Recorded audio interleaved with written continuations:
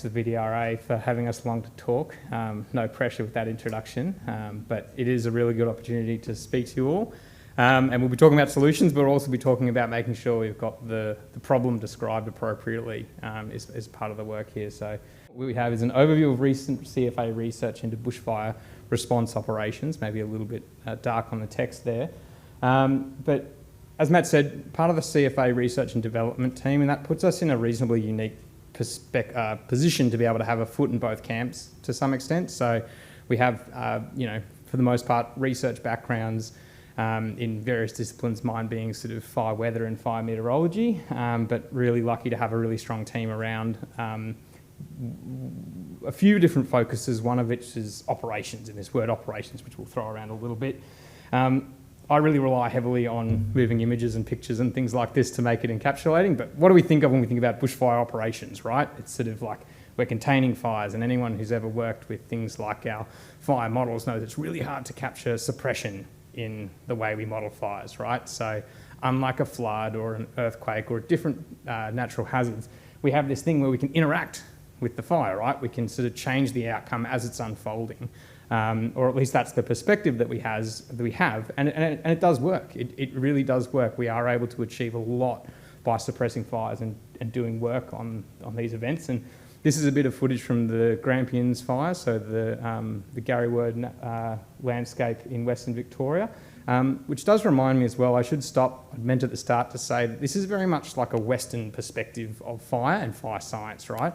And I do just want to acknowledge that there's a whole body of knowledge and connection to landscape through fire in terms of our Indigenous partners in CFA and around the Victorian landscape. It'd be amiss of me not to acknowledge. But this is sort of what we have in our head of Western management of fire, right? And it's really what the public comes to expect is the Country Fire Authority suppresses fires. It's literally our legislative responsibility to suppress these fires. And so this term suppression effectiveness, if we can try and unpack that a little bit, is reasonably important. The problem is it's a lot more complex than that. This image here is actually, there's quite a lot going on here as compared to this neat little fire line, an edge of fire burning, a dozer tracking along, there's a production rate associated with that dozer. We'll contain it or we won't, right? The reality and what some of the topics we'll talk about today are sort of a much more complex situation, and this is a great image, like the call to action, if you like, in terms of the situation, and there's any number of these that we can show from events in Victoria and around the world, but the simple question, and when I spoke to the deputy chiefs giving a version of this presentation, is like, how many fire trucks do we need for this image, right? Any guesses from the floor about how many trucks we're going to need for this situation? It sort of came up in the previous presentation when we were talking about the LA fires, like, oh, well, if we could have had more trucks there, what would have been the outcome? How would it have changed? And that's really what a lot of what we'll focus on today and trying to understand if we've got the problem framed correctly. So to do that, we'll talk about detection. We need to detect fires, right? Initial attack, the resources we send to that fires. Some outcome associated with that initial attack will mean no more trucks needed, no more resources, good to go, or an escalation. We're going to need more resources for this fire. Then we'll talk about impacts, which is ultimately how we measure and what the community cares about in terms of if we didn't have impacts from fires, would the community care as much about the presence of bushfire in our landscape, which is a very natural part of it. We'll then move a little bit to talk about supply and demand and framing this potentially a little bit more as an economic problem and can we treat it differently using that. And some of that fitting into a conceptual model, which is a little different from probably how we think about fire currently within the agencies and certainly the expectations on the agencies by the community who ultimately we serve. Then we'll wrap up quickly. So, ignition, a fire starts and we detect it, right? This has been a massive focus, particularly in the last 5 years, but over the last 10 years generally, this very large focus on how technology can solve this for us. Like really, really important. We're going to have to get drones and AI and satellites and all these different forms of technology to fix this. And if we can fix this, then we're going to have more an advantage to stop it. I suppose this is something that in my day job and as an agency, we do have to we're always constantly looking for new ways to invest in technology, and drones, AI, detection is a big part of that. But in reality, we do need to understand where does this actually fit into the problem and how much ability do we actually have to affect the outcome of a fire by looking at some of these things. That's something we'll get to later, but just in terms of, again, some of the work that we do sort of have to do this work of evaluating. So Victoria's had trials before. This is one that was actually done in Canada, some of the stats here, but the stats from our internal trials aren't too different from this. This, by the way, is the smoke from the Montrose fire in eastern Melbourne last, when was that? February, March? And relatively early on, it was detected by a camera on top of a fire station. It wasn't detected, sorry, but the fire station were able to use their tower-mounted camera to see that and get some good information early on. We are constantly investing in these things, but the reality is that if we actually benchmark the performance as compared to things like putting people in fire towers, doing detection flights, all these things that over the past century we've invested a lot of money and time into, is our system actually works relatively effectively. And if we compare it to, say, 000 calls, there's quite a distinguishment there in terms of 000 is actually quite good at detecting fires. It's really quite challenging to detect fires. But if we were to, say, put cameras on all our fire tower networks, the sort of detection rates that we're talking about are less than 10% in terms of the number of fires that we detect with an AI camera state-of-the-art as compared to the human eyeball. And in either scenario, we still need to employ someone to clean the bird poo off the solar panels, right? So not to slander too much about everything that happens in the AI detection space, but it is worth noting that that is the technology isn't quite there. Maybe it will get there, but as we'll see, we need a question then as well, how much will that actually impact what the community cares about? So we go from an ignition, we have a detection, we have a response time, and then we have an outcome, right? The fire gets big or it doesn't. And at the moment, response time is typically what we measure ourselves on in the agencies. It is important that we get fire trucks out the door, and the community wants to see that happening. But that next stage in terms of initial attack success and initial attack failure is, in simple terms, does the fire get big or not as a result of our intervention? Can we suppress that fire? And people seen the film Minority Report, remember that one with Tom Cruise, and there's like the AI twins in the basement of the whatever, and they predict in the pre-crime unit when a crime is about to be committed and intervene. Well, that probably doesn't exist for this, but it is sort of like some of the thinking about, well, if we only can pick which fires are going to become big and destructive early, then that would tell us a lot. Well, so we had a look at all the data sets available to us inside the agency at CFA at the Black Saturday fires, and so apologies for the title across the top, but we're looking at the classifications of all the ignitions that happened on Black Saturday. Probably the event for this room and this forum needs no introduction, still Australia's most deadly natural disaster. But we always talk about the number of fires that we successfully contained on Black Saturday, right? And so I'll step you through this graph here. On Black Saturday, we had 127 fire reports come in to CFA and Forest Fire Management. Certain amount of them were, false reports or duplicates or whatever it might be. So around 90 actual ignitions. From there, we had 47 that weren't contained. And sorry, I should explain. What we're talking about here is we need to separate out the fires that are self-contained on ignition, right? So if we have a fire in a bin in a median strip, it doesn't have fuel to spread anywhere, right? We still need to send, as a fire agency, resources to address that fire. But the reality is that it's probably not sensitive to the amount of resourcing we send to it, versus ones where we do really need to get that. So if we can filter out the fires that essentially are self-contained by fuel, we sort of get 47 that have potential to spread in the first place. We then look to the 14 fires that were not suppressed in initial attack. Those are the 14 fires that were the focus of the Royal Commission and a lot of work subsequent to that event. But we have some really interesting things happening in here. So these 31 fires that were successfully suppressed and were spreading in the landscape, even despite the worst fire weather conditions in Victoria's history. Something really interesting is happening there, and we really want to find out, right? But then understanding that a fair amount of them are self-contained by fuel, so they don't pose much of a threat to us. So rather than saying suppressed in initial attack or not, we can actually start to move towards something meaningful about what's coming through in this report and what its potential is. Then, interestingly, the one where no initial attack suppression occurred were from lightning ignitions from a fire-generated thunderstorm way back into the backcountry, and they didn't really threaten the community, but they were part of that initial attack load. So we can look at this in all sorts of different ways, and so what we're looking at here is the grass fire danger index, going from 0 to about 100 being, the catastrophic threshold there, all the way up to 200. And down the bottom are the fires that did escape initial attack, and the green ones at the top are the ones we did get. And so we see in here the Kilmore East fire, which was the most destructive on the day, started with an GFDI a little bit above 50. The Bendigo fire, which was an urban conflagration event, pushing 100 in there, and then the Horsham fire all the way up the top. But then there's this curious case of the Mamboran fire. So this fire with a GFDI over 200 that was successfully suppressed in the worst conditions on the worst day. So something's really interesting is happening there, right? So we look into all our records and, we get little gems like fire ignited from fallen power lines, burnt grass on the west side of a road, lucky save. That was in the radio chronology that we have access to, but we don't have great details for obvious reasons from that event.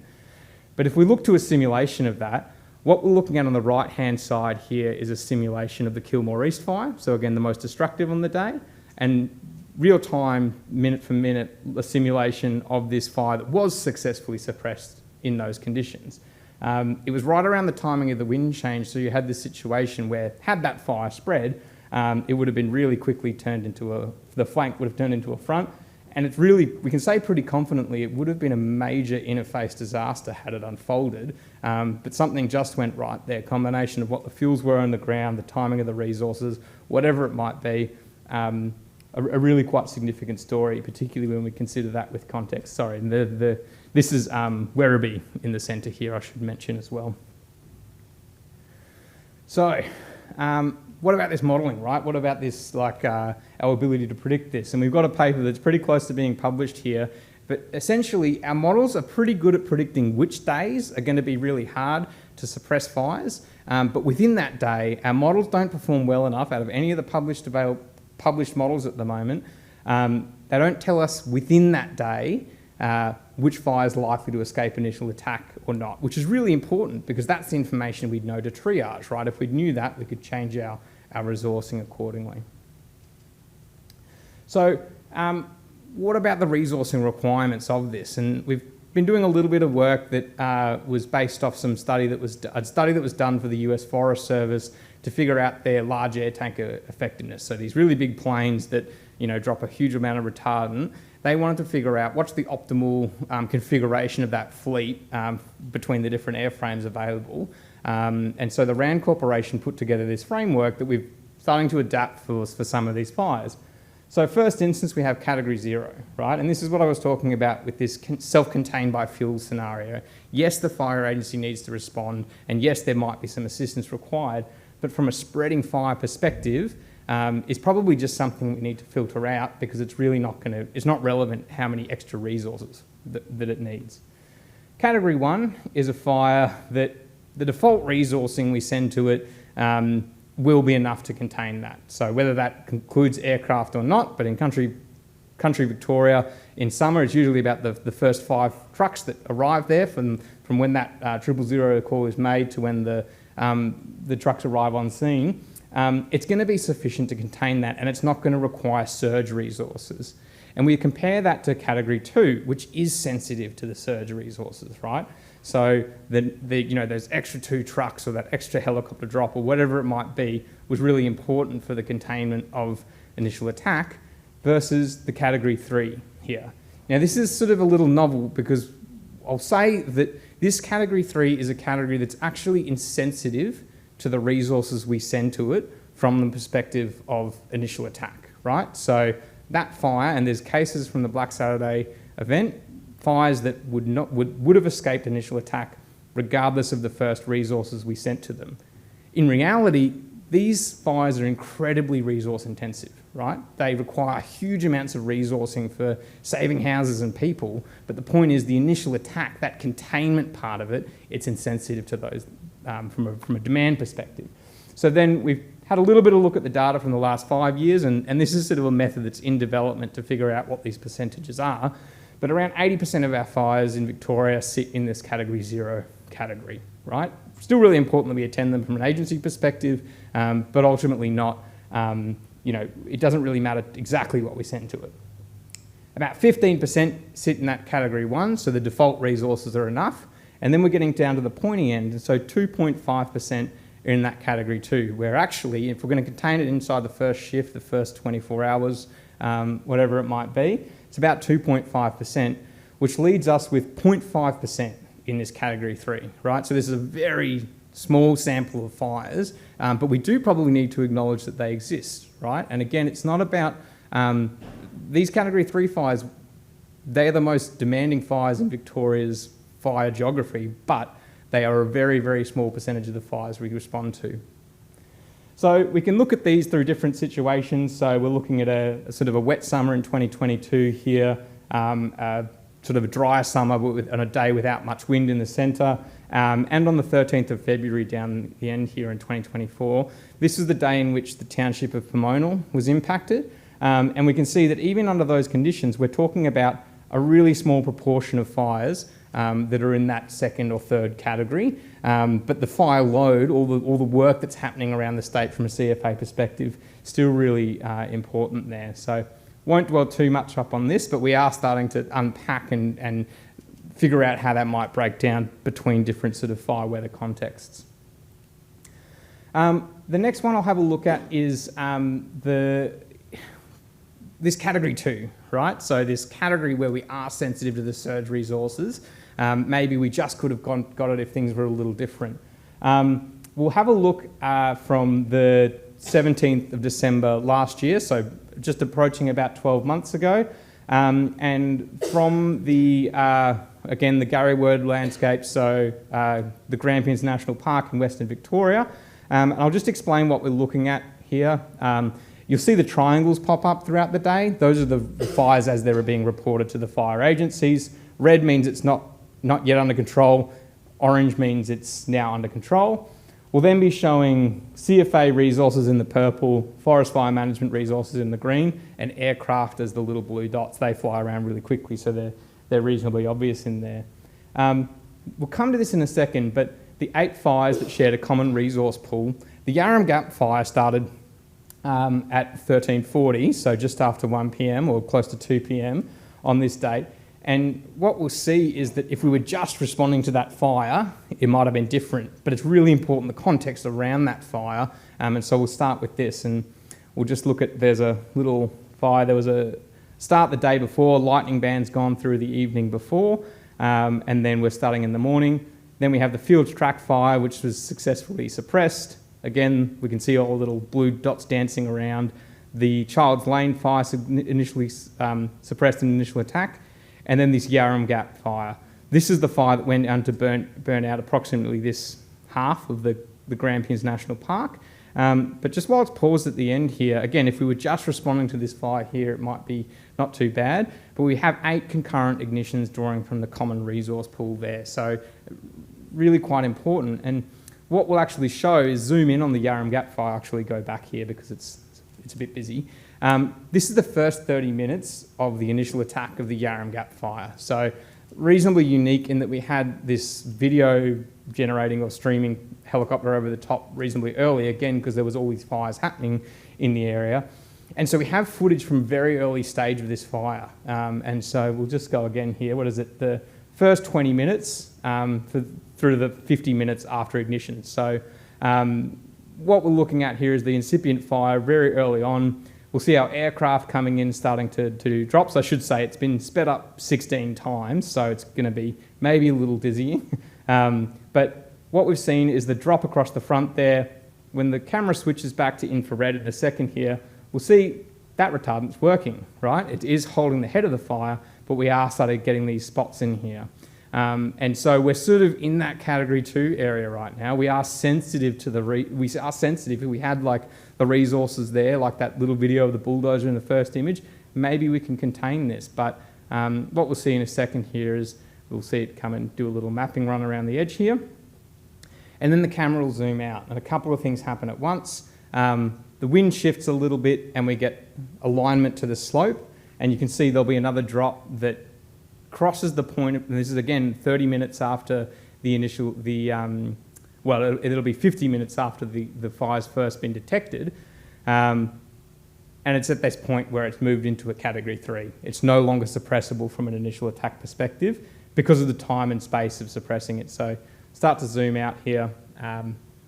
This is the point at which it's no longer suppressible in initial attack. And so this is like a very visually appealing and good example of it, but scaling this up across our data set is really difficult. There's not many examples where we have this level of detail, this footage on these sorts of events occurring. But if we can start to categorize them into those categories and understand a little bit more about it, then that's golden. So we can look at that in all terms of the chronology of event, but ultimately it sort of ends up in this category 2. The real story of a lot of these events is the first night shift. So we have the first initial attack resources, and then there's this effort to contain it through the night period. And unfortunately, in this case, it did escape that initial attack. By comparison, this is the first photo of the fire that occurred in the Little Desert. So just to the north of there, the first photo that was 60 minutes after ignition, there was 2 lightning strikes near each other that we can see spreading here. There's no scenario in which a fire agency would be able to contain that fire in initial attack. So it's in this category 3. We know that. There's still lots we can do about it, and there is. But again, the idea of detecting this any earlier or getting resources there any earlier, it's insensitive to it, right? So we do probably have to start to accept that and think about, well, what then? There is still lots we can do about these events. Just to note, similar situation for that fire where we can look at, you can see the isochrones of the fire as it starts to spread out there. Importantly, there's concurrent ignitions again, but truly exceptional rate of spread with this fire. It was at its peak sort of pushing about 17 kilometres an hour as an average rate of spread. All that comes into the way we study the operations from these perspectives. But that's how we sort of can find a way to profile. So, okay, Nick, you've shown me the pretty moving images. Can we move to the quantification bit a little bit here? So this is essentially looking for that same footprint, looking at all the radio devices from both agencies and looking at how that response can scale up. Because, assembling the army here in sort of this really rapid space of time, we're talking about midnight, so a 48-hour period here. This curve, for any fires, really any agency in the world, we don't really know what this curve looks like. We need those resources for all sorts of different things, namely asset protection, but concurrent fires and the ability to saturate our surge capacity is sort of an unknown question. We don't really know where that sits. So we were talking about about a 70% resource fleet utilisation rate throughout that period. And in terms of the individual brigades that were touched, around 80% and 100% of our forest fire management depots. So that's sort of, we're probably for the first time getting a bit of a sense of what our actual capacity is in this regard. So we've talked about now ignition, detection, response time, this initial attack part in a fair bit of detail. Our current sort of thinking around the way we look at these events is then we have some effective mitigations, so whether that's fuel management or the resources we send to it or whatever it might be, fuel breaks, we can look at the effectiveness of them and we measure ourselves against house loss, which works really well, except when we think about that image that we started with of the fire out the back of Riddles Creek, the subdivision there.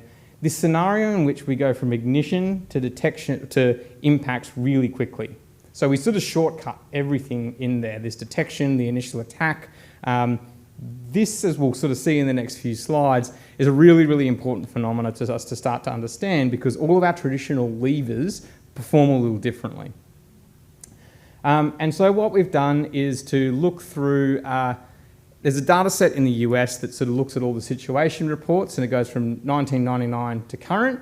And we, the research and development team, along with some collaborators at the Forest Service, looked at every example where more than 100 houses were lost from one of these wildfire events. And in many cases, the best information we can get from these is the sort of after-action reviews or some of the grey literature in terms of the chronology of these events. And so we looked at the stack of these because they are the best available, and so it's roughly equivalent to, say, a US fire agency reading what's happening in sort of the Black Saturday Royal Commission, for example. And we basically treated this as an exercise to do a literature review to say, okay, well, what are the common features from all these events? Unfortunately, there's an increasing number of these events where more than 100 structures were lost in the US. And whittled down to 177 fires, and then 32 where we had probably this high level of detail from some of these official reports. What we're talking about with these fires then becomes a question of what we can pull out in terms of the timing of the impact. Again, it's looking at where have we gone from ignition to impact really quickly, and just to qualify that, we've looked at where are all the impacts happening inside of the first 24 hours. So our ability to send surge resources or do whatever it might be, pushing 60% of these fires, all those impacts are happening within the first 24 hours after the report. And from a management perspective, it's really, really different from when a fire occurs days or weeks after ignition. We're sort of talking about immediate impacts directly into the back of houses. Time to impact. Some of these numbers in this table were pretty scary. So we're noting about the LA fires in there recently, so the Palisades and Eaton. The Eaton fire was into the back of a nursing home within about 20 minutes of report, and the fire was visible from a fire station. So in that context, when we're talking about almost immediate detection and then lots and lots of impacts, A, we just don't have the time to suppress that in the first place, but B, it's probably going to be pretty insensitive to, even if we have fire towers and AI and cameras on drones or whatever it might be, it's not our bottleneck. And this is a really big trend we need to pay attention to, particularly when we consider this really scary part in here, which is when 80% of fatalities are occurring inside of that first 24 hours. And so we're looking at these fires and we're terming them short fuse fires. So the idea going from ignition to impacts really quickly. It's reasonably approximate to some of the work that Erica and other people in the US have done with regards to dire evacuations. So considering when the time to evacuate is just less than the time of the onset of the fire. But our perspective here is looking from a management perspective. We just have such compressed requirements for what we can do in these sorts of events. So if we look at that cumulatively, we're talking about 2,000 here, going to 2025. And in red, we're looking at all of the short fuse fires and when they've occurred, and the blue is all the other fires. So when that's fires that have had their impacts, but the majority of them might have happened more than 24 hours after ignition. And so, this is still a problem, right? We're still talking about a lot of impact from these blue lines, but particularly any time we're looking at some of the increasing trends in losses in the United States, and as applicable to us here in Australia, we're seeing the dominance of a few really big events within that, but in every case, or in many of these cases, the majority of impacts inside the first 24 hours. So our mechanisms, our levers to pull for these sorts of events look really, really different. Now let's have a look at what maybe a short fuse fire looks like in Victoria. So this is there's a published model that looked at the house loss from the Kilmore East fire, one we mentioned earlier from Black Saturday. And what we've done is, rather than just saying, well, where are we going to have houses lost or not based on these landscape geographical characteristics, how about we just look at it as, on the x-axis, hours since time of ignition and exposed assets, so exposed houses and structures. Important to note in here, we're not talking about that the house was lost. We're just saying that we have a structure that encountered the fire. So we don't exactly know what happened to it, but that does allow us to look at things like here. We've got almost a bit over a third of the cumulative houses exposed from this in Australia's arguably worst wildfire, with flame heights less than 4 metres. That's probably in a category where we know that we can actually work safely as firefighters and do a lot of good. By comparison, we're talking about a third above 10 metre flame heights, which is essentially saying that we're never going to send a fire truck down that driveway. It's just not going to be safe for those people to do.